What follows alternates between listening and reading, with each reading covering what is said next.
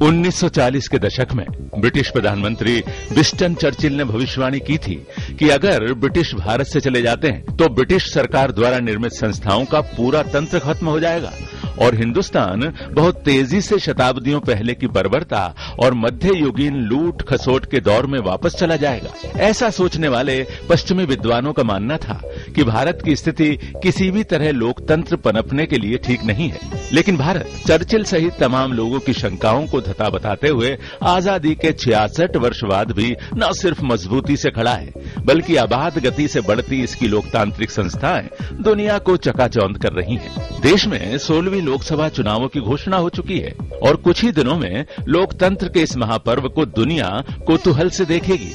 लोकतांत्रिक राष्ट्र के रूप में देश की ये परिपक्वता सार्वभौम वयस्क मताधिकार के आधार पर लगातार चुनावों के द्वारा ही संभव हो सकी है। ये देश इतना विशाल और इतनी विविधता लिए हुए है कि इसे दिमाग में समेटना मुश्किल है। विविधताओं से भरे भारत में चुनावों का बहुरंगी होना स्वाभाविक है।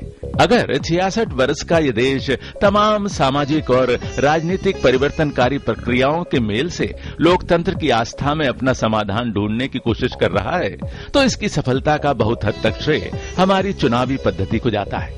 1952 में हुए पहले आम चुनाव से अब तक अगर इस चुनावी नक्शे का सिलसिलेवार ढंग से अध्ययन किया जाए तो इसमें कई रंग बिखरे मिलेंगे।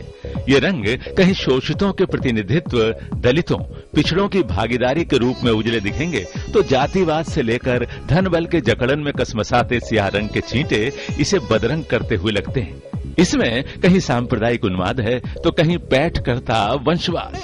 लेकिन लोकतंत्र की यही खूबी है कि एक साथ इतने सारे रंगों को समेटे पूरा देश एक होकर आगे बढ़ रहा है। आने वाले दिनों में हम आपको एक ऐसी यात्रा पर ले चलेंगे जहां आप देखेंगे कि कैसे अलग अलग मतपेटियां इलेक्ट्रॉनिक वोटिंग मशीन में बदल गईं। 2 जोड़ी बैल से शुरू हुआ ये सफर हाथ के पंजे तक जा पहुंचा, या फिर दीपक से शुरू सफर कमल के फूल तक पहुंच गया। हम आपको ले चलेंगे चुनावी यात्रा पर, एक ऐसी दिलचस्प यात्रा जिसकी सफलता हमारे जीवन जीने की परिभाषा को तय करती है। इस यात्रा में कई पड़ाव होंगे। ये अगर पहली लोकसभा से लेकर 15वीं लोकसभा की चालों को पढ़ेगा तो राजनीतिक दलों की उठा पटक के इतिहास में भी जाएगा। ये कहीं बदलती चुनावी प्रवृत्तियों को टटोलेगा तो कहीं जंग पड़ चुके आम जन के मुद्दों पर भी बात करेगा। ये बदलती भौगोलिक और औद्योगिक परिस्थितियों में मतदान करने के बदलते तरीकों पर भी नजर डालेगा। तो बने रहिए हिंदुस्तान के चुनाव के इस सफर में।